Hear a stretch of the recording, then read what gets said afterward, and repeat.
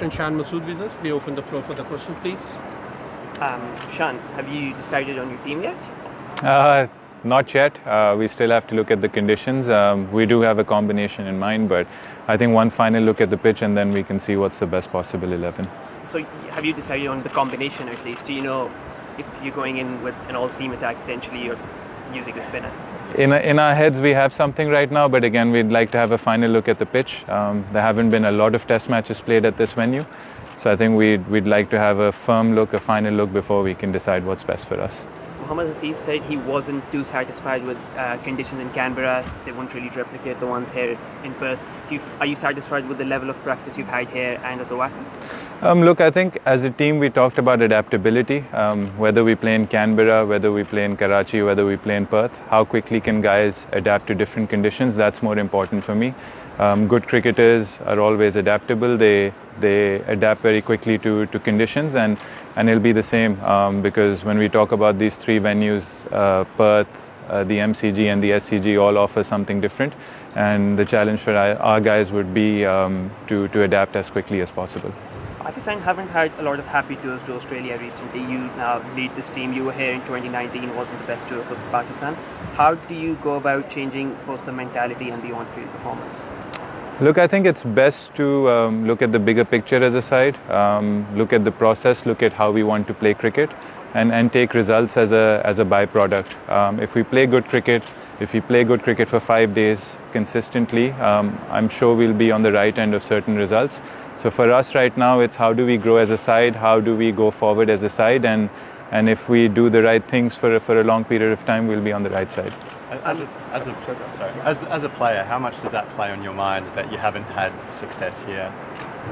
Look, I mean, the beauty of this game is you get the opportunity to do something different. And that's what we want to do as a side. We want to go forward as a side, play attractive test cricket. And if the results come our way, yes. If they don't, then we'll go back to the drawing board and try to rectify our mistakes. But I see a lot of potential in this side, a lot of players that can take Pakistan forward, and again for us it's about the bigger picture and playing good cricket and making sure we can compete against the best, and this is the perfect opportunity to do so. And what would it mean if you could come away with a series victory? No, it would mean the world to us, and like we said, when you talk about the bigger picture, there's the World Test Championship, so every test match, every single point counts.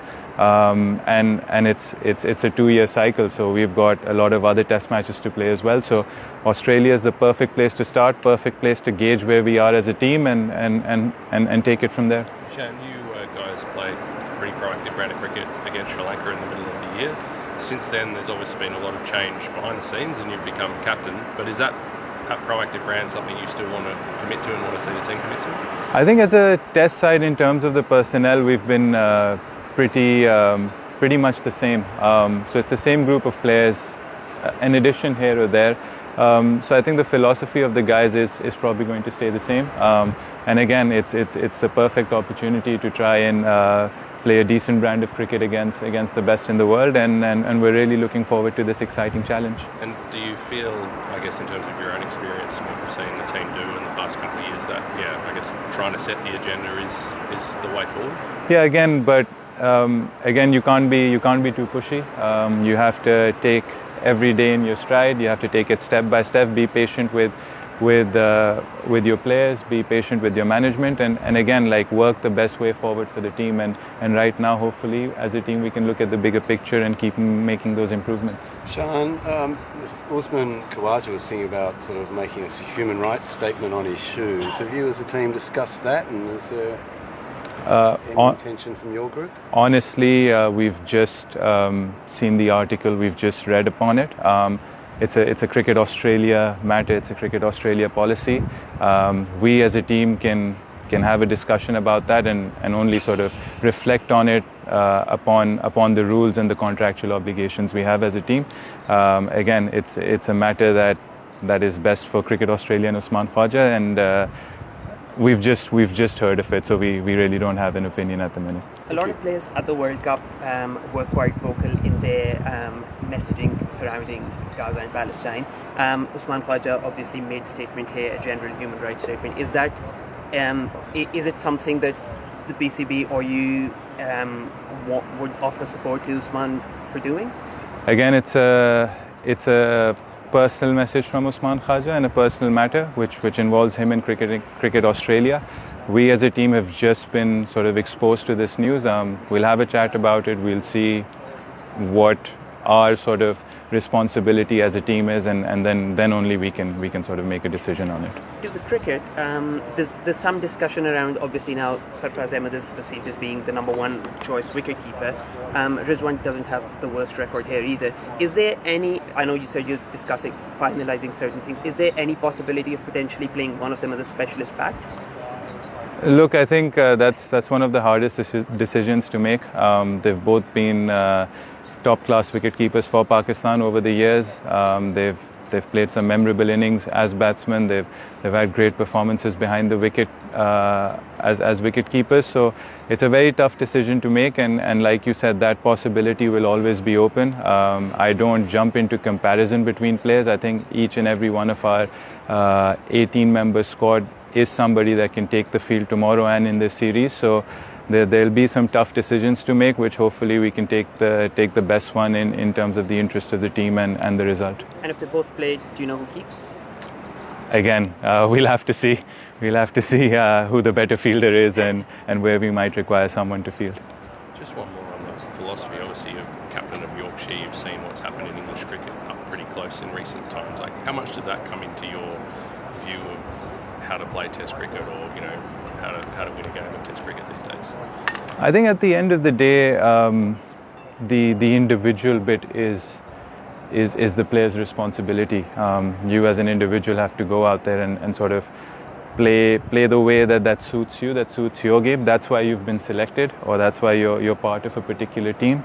I have my way. A certain player might have his particular way. What we try and encourage to do is we try and lay the basics of the game.